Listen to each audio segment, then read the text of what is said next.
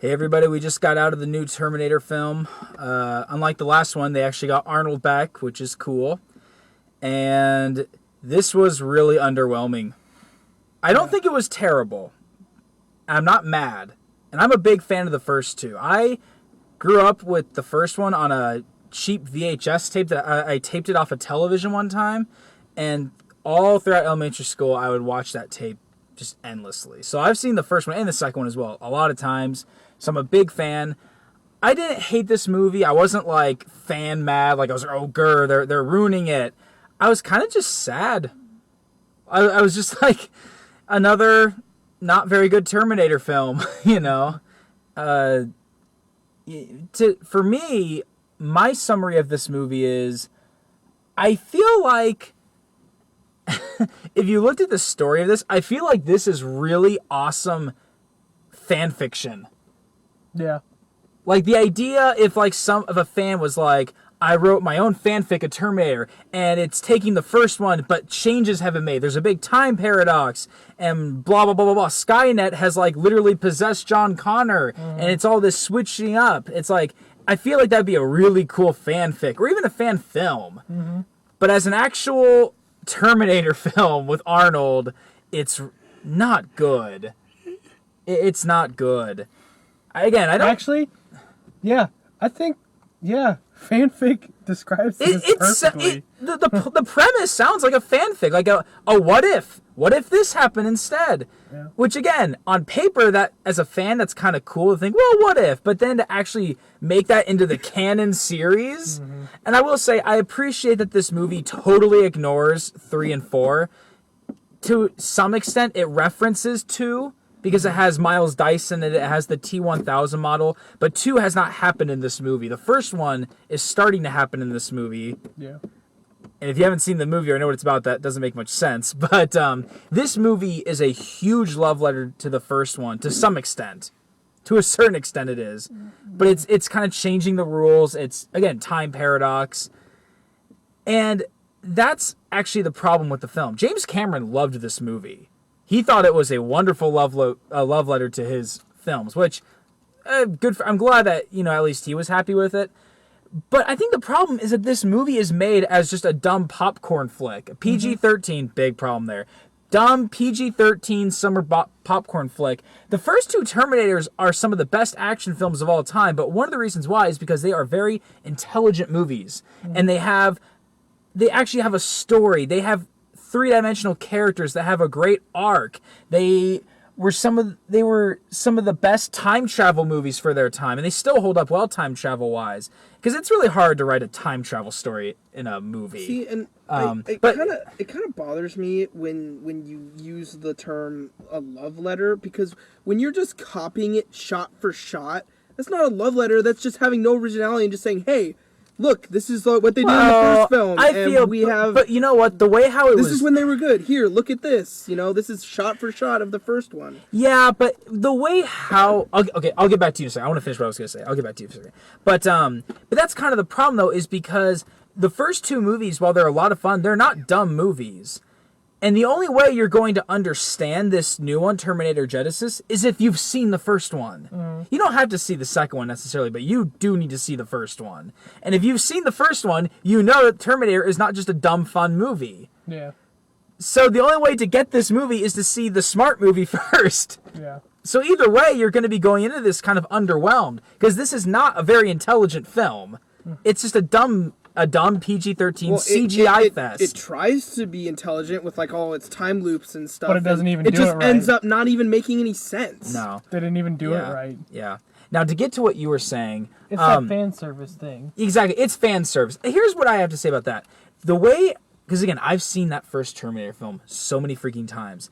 When they recreate the scenes of Kyle and the T-800 going back to the 80s.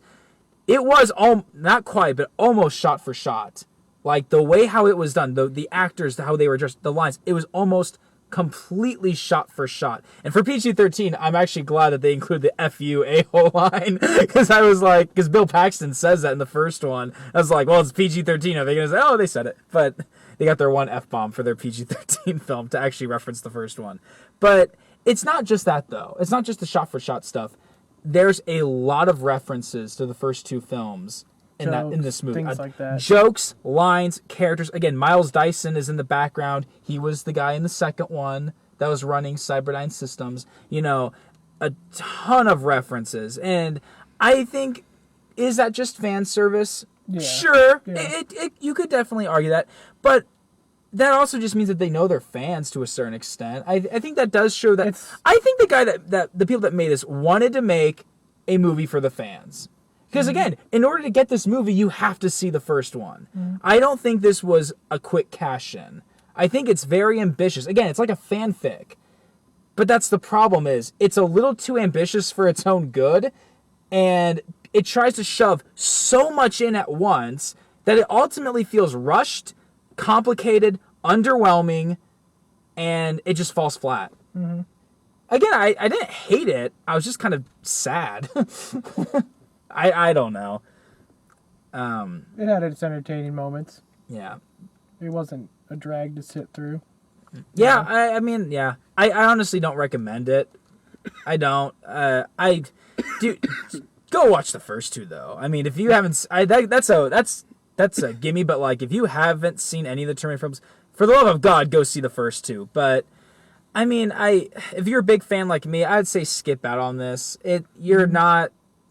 If you're looking for some dumb movie where they blow things up a lot, sure. I'll say, okay, you know what? If you're into today's PG-13 CGI fest of action, that's what this is. It's something you throw in the that back. kind of Michael Also, Bay level of. And I mentioned this to Sebastian. So in the original for 1 and 2, Armageddon happens in like 1999 or whatever. 97. Or 97, Judgment Day, yeah. So in this one, they're saying, okay, let's go to 97. But then they're like, no, we have to go to 2017. It's like, that part right there's absolutely no reason that they could not have just gone to 1997, but they went to 2017 just so they could have modern day stuff. Yeah. In the film, like, well, no, we have to go to 2017. There's absolutely no reason they couldn't just have gone in 1997. Yeah. But they had to go to 2017 so they can have iPads and all this stuff. But you know what? One of the few things I'm going to compliment this movie on with all the changes that they made, I actually liked, to some extent, that they actually put it in the modern time, because the idea of Skynet, honestly, is more relevant now than it was in the 80s. And they talk about that in the movie, with how much, because you'll notice when they go to the present, everyone is on their phones. Like, throughout the whole film, everyone's just like looking at. It's almost like a satire of how we are in the social media age. And yeah, we're letting that just dominate our lives. And I think there is something to say for that. Again, this movie, unfortunately, rushes that so quickly that the movie does not give you enough time to actually process that. Or more importantly, the movie doesn't spend nearly enough time as it could have to actually digest that and go into that and maybe talk about it. It's just kind of in the background. Speaking of who's in the background, Arnold Schwarzenegger. Yeah. He was such a minor character. I mean, he's there throughout the whole film, but he was barely there, I felt. Him and the cop, which I thought was J.K. Simmons was awesome, as always. I was hoping he'd get a little bit more. I love how ever since Whiplash, he's been getting a well-deserved push, and he's not being remembered anymore as just J. Jonah Jameson. Although he was great in that role too. But I will say this, Arnold was awesome for what little he did. Yeah. He's got that Terminator role so down. Like, we were talking earlier about Hugh Jackman playing Wolverine. Like that. Like, he's just got that role down. Granted, Arnold's been doing that role for 30 years now. But, I'd hope so at this point. But, I can't even say... We were talking about if you want to just see, like, dumb explosions and stuff. The action... I can't even really recommend that much because the action scenes were forgettable. It's just like a modern action. There was popcorn. There were a couple moments here and there. Like, I really liked how they killed the T-1000. That was really creative. Mm-hmm. It wasn't just like in Terminator 2. They actually came up with like an inventive way to kill the T-1000. That was cool as a big fan of the Terminator films. But I mean, with the exception of little moments like here, that they were really bland. Yeah. And something, that's also just an example of how. And we've talked about this endlessly, comparing this to other films, but, you taking a big budget in the 80s and using set pieces that may not seem like they're on a grand scale, but using that big budget to do something special with those action set pieces will always be more superior than taking a big budget in today's cinema and using it for a grand, epic, city-wide scale of CGI explosions and CGI car stunts. Like, the big car chase scenes in Terminator 1 and 2 are very memorable. Because it was practical and it was unique. The way how Kyle is like, Sarah's driving the car. Kyle is leaning out the window while blasting shotgun shells into the Terminator. Shots like that. And the second one, when the freaking T-1000 drives a freaking semi off a bridge. It's always going to be more memorable than just a bunch of CGI. Even the explosions. When they did the atomic bomb show in Judgment Day. Mm-hmm. Yeah, it was way more accurate in this one. Mm-hmm. Because, that's what an atomic explosion would look like. Yeah. It's CGI, but I still like the ones better when they, did the fake explosion and then she turned into a skeleton on the fence.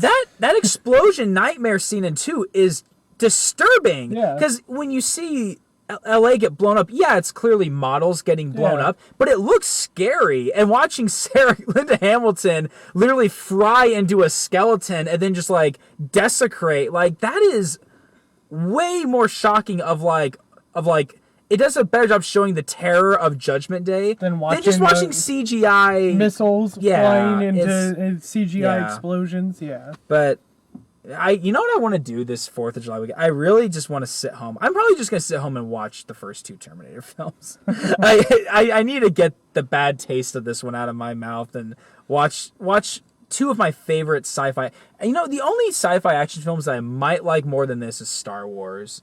I'd say Star Wars will probably always be number 1, but this is so up there, though. Like the original movies. Arnold is my favorite action star, and the Terminator that's his poster. That's the poster boy of Arnold Schwarzenegger. Granted, he was already famous from both his bodybuilding as well as Conan the Barbarian, but that was the movie that really made him into the action hero, defining the action hero. So that's why I said it kind of made me sad watching this one. So I don't recommend it. Do you recommend it? Not for anybody that's seen Terminator, but if you're just looking to phone it in, or if you're going to throw it on in the background and do something else. I guess that's true. Yeah. I would watch this over 4. Because 4 is not a terrible movie either. It's just super boring. Yeah. So I'd watch it over Salvation. Would you recommend it, Austin? Probably not. Yeah. Yeah. Well, real quick, I want to talk about one thing. We finally got a trailer for the Rocky spinoff, Creed. Yes. And that looks really good, I think. Awesome. Oh, I didn't find out till earlier this year that they were doing a spinoff. And it's going to be... And I think making it about Creed's son is a really good choice. Because after Rocky Balboa, they've really arced Rocky as much as they can. Like, where else could you go with that character? Like, he found peace at the end of Rocky Balboa. You don't need... Yeah. But, Apollo...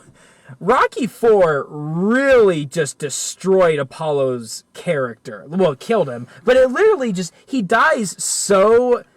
pathetically in that movie. So to actually remember when my reaction when we watched that? Yeah, you're hey, it's like he died. Oh, wait, he actually died? Oh. We showed Austin had not seen any of the Rocky films until earlier this year. We had a big marathon and watched all of them. And we watched Rocky 4, and after Drago literally knocks his brain loose, he's like, oh, it's like, look at it, he literally killed Apollo, and then it cuts to his funeral. He's like, wait, he actually died? I was like, oh. Oh my gosh. This main character who's been in every single one dies in the first 30 minutes of this movie. So making it about Apollo's son, I think, is a really good choice. It's by a good director. I think it will be a really It's going to be one of those real gritty ones like Rocky Balboa was. Exactly. It's showing the neighborhood around. The dramatic atmosphere. Yeah. So I just want to talk about that real quick. So that's our review of Terminator Genisys, and thanks for watching.